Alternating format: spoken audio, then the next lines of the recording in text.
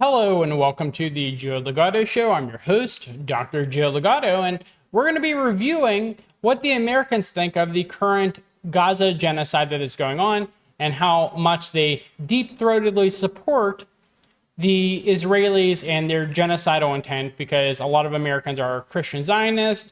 They've been indoctrinated for literally generations and they're not able to think otherwise. So the title of this article is Americans Strongly Support Israel, but There Are Generational and Racial Divides. This is from the website WBUR, which I believe is affiliated with NPR in some way, shape, or form. Okay, so 2/3 of Americans say the United States should publicly support Israel in the war between Israel and Hamas, which I would say this is a war between Israel and the Palestinian people, especially the Palestinian children, because Israel loves killing children.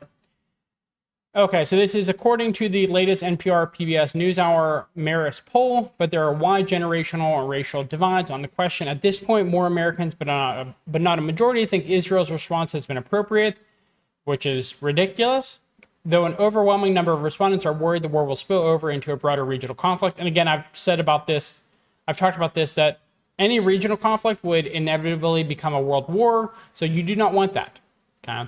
It's very easy, given the web of alliances that exist under the surface, that any regional conflict would be a world war.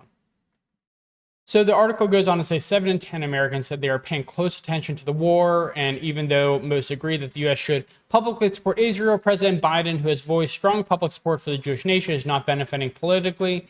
Survey of 1,313 adults was conducted Wednesday and has a margin of error of plus or minus 3.8 percentage points, meaning results could be about 4 points lower or higher.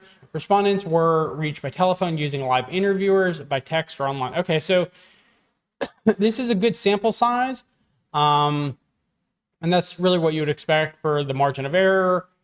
So this should be pretty representative of the population as a whole, as long as they randomly sample from the American population as a whole.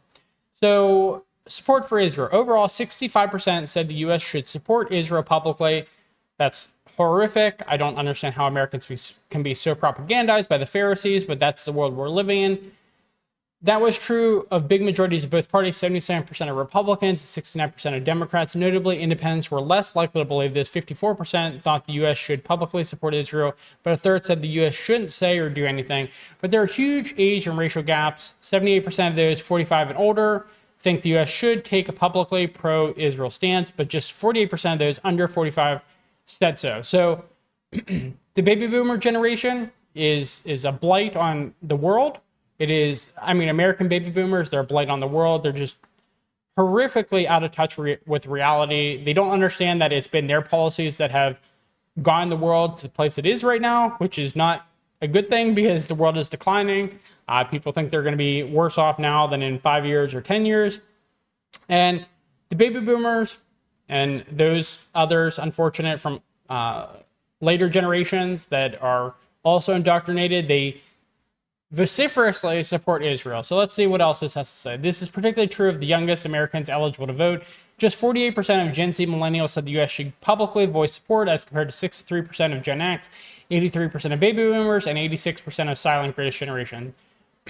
It's just horrific to see some of these numbers.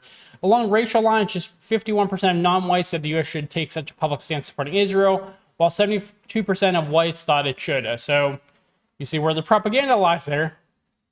Okay, so what are the worries the war could spread? 8 in 10 said they are concerned that the Israel-Hamas war will lead to a broader conflict in the Middle East. Notably, there was a significant gender gap here. Women were 16 points more likely to worry that the conflict would spread, 87% compared to men, 71%. That actually is very surprising for me, because why are men at a slightly, it's still a majority, but why at a slightly lower majority would they not recognize this? Everyone should recognize that this is very likely to lead to a larger escalation. So what is Israel's response so far? At this point, more Americans say Israel's response has been about right. 44% said so. About a quarter said, though, that it's been too much, and roughly another quarter said it's been too little. So these people are also psychopaths. Democratic men were the most likely to say that Israel's response has been too much, 44%, followed by those who live in big cities, 41%, those under 45, 37%, and Biden supporters, 37%. Okay, so we can see that people who would traditionally support Biden, they're the ones who least support what's going on right now. On the other hand, white men without college degrees, 45%, Republican men, 44%, white evangelical Christians, 40%, and Donald Trump supporters, 39%. We're more likely to say it's been too little. So these are the indoctrinated people who love just dying for Israel. I don't understand it. It must be the dispensationalism, the Scofield Bible, all that propaganda garbage. If you've read anything about the history of that, you would understand that it is literally Zionist propaganda, but that's the world we live in right now. I don't believe the Pharisees, but apparently a lot of Christians do. Okay, so slim majority say U.S. support for Israel has made the region safer. That's ridiculous. By a 53% to 41% margin, respondents said they believe U.S. support for Israel makes the Middle East safer. I don't know how you could possibly believe that given what's been going on. It doesn't make the Middle East safer. It doesn't make the United States safer. It makes no one safer. It's not working out particularly well. It's just happening because the Pharisees wanted to go back to their homeland from millennia ago. But there are some notable deviations, particularly among younger Americans. Gen Z and millennials were the only group tested in which a majority said the U.S. support for Israel makes the region more dangerous. Yeah, the older generations are just wildly out of touch with reality. I mean, they've clearly gotten us to this situation, and they're still doubling down on their stupidity. I don't understand it. It's mind-boggling to me, but that's the world we live in. That's democracy for you.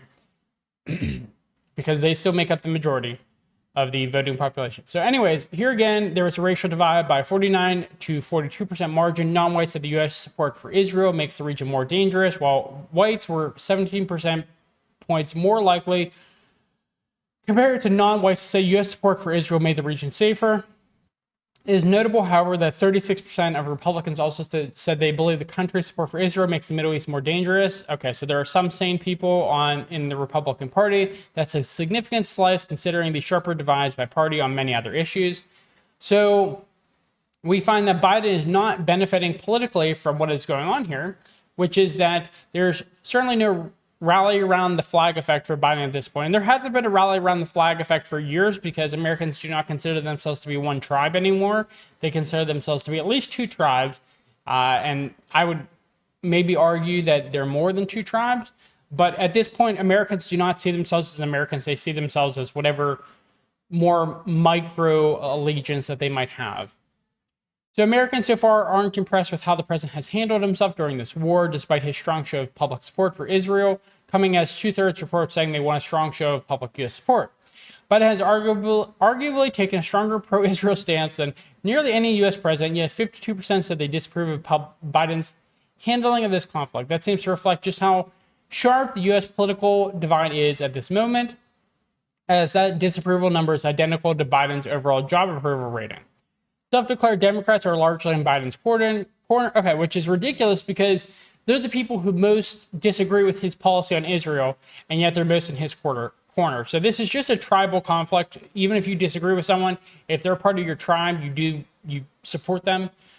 86% of self-declared Democrats approve of the job he's doing as president, but he drops 9% points with his party when it comes to his handling of the Israel-Hamas situation. He continues to struggle with independents. 32% approve of his job performance overall, and those under 45, 41%.